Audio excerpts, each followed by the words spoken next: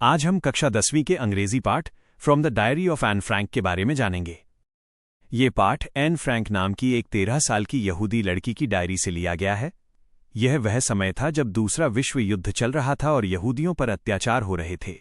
Anne Frank अपने परिवार के साथ नाजियों से बचने के लिए छिपकर रह रही थी। एन फ्रैंक को लिखने का बहुत शौक था। वो अपनी जिंदगी में जो कुछ भी महसूस करती थी उसे अपनी डायरी में लिखती थी। उसके पास दोस्त तो थे, लेकिन कोई ऐसा नहीं था जिससे वो अपने मन की सारी बातें खुलकर कह सके। इसलिए उसने अपनी डायरी को अपनी सबसे अच्छी दोस्त मान लिया और उसका नाम किट्टी रखा। एन अपनी डायरी से ऐसे बात करती थी जैसे वो कोई जिंदा इंसान हो।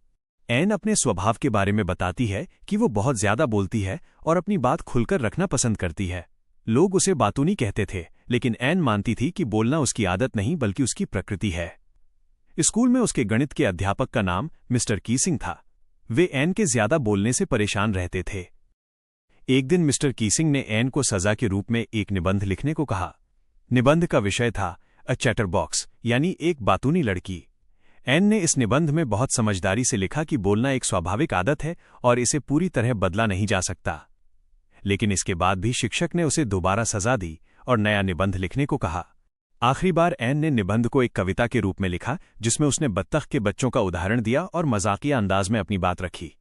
ये निबंध पढ़कर मिस्टर कीसिंग हंस पड़े और उन्हें एन की बुद्धिमत्ता और रचनात्मकता समझ आ गई। इसके बाद उन्होंने एन को कभी भी ज्यादा बोलने पर सजा नहीं दी। इस पाठ से हमें ये शिक्षा मिलती है कि लेखन हमारे विचारों और